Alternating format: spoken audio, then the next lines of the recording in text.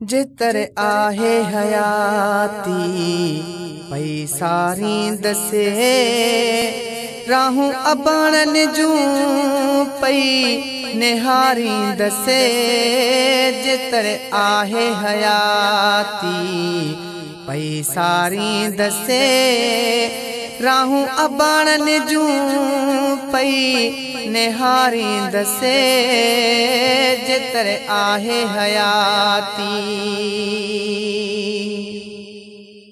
घणा ॾींहं हथियने आहिनि को न ॾिठा मूंखे साह खां वध हिन अबाणा मिठा। है घणा ॾींहं हथियने आहिनि को न ॾिठा मूंखे साह खां वध हिन अबाणा मिठा। अलाए छा खाऊं हिन अजूं अबाणा रुठा। अलाए छा खाऊं हिन अजूं अबाणा रुठा। जिगर तन लाइ पई मां ॻारी दसे।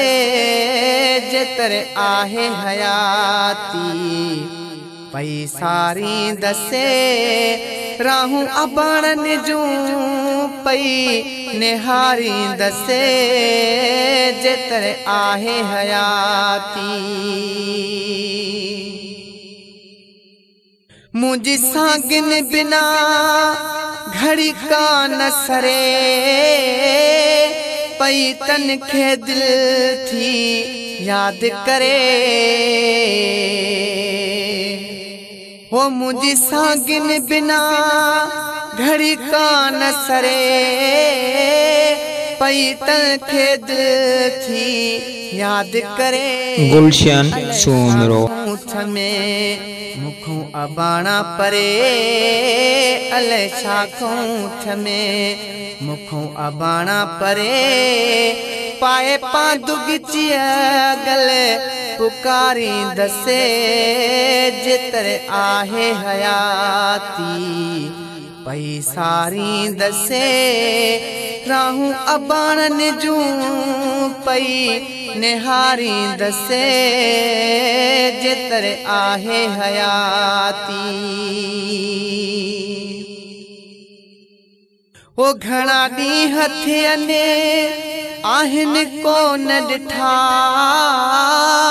मूंखे साह खां वध हिन अबाणा मिठा। है घणा ॾींहं हथियने आहिनि को न ॾिठा मूंखे साह खां वध हिन अबाणा मिठा। अलाए छा खाऊं हिन अजूं अबाणा रुठा। अलाए छा खाऊं हिन अजूं अबाणा रुठा। जिगर तन लाइ पई मां ॻारी दसे।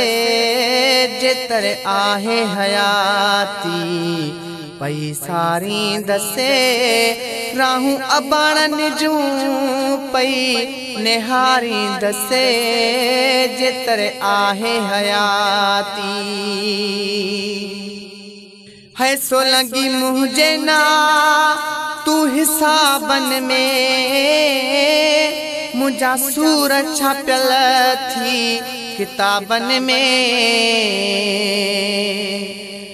है सो लगी मुझे ना तू हिसाबन में मुझा सूर छापियल थी किताबन में।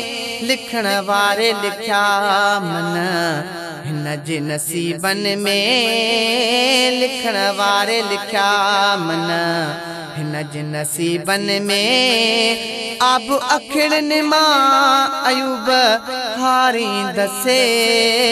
जितर आहे हयाती पई सारी दसे राहूं अबाणन जूं पई निहारी दसे।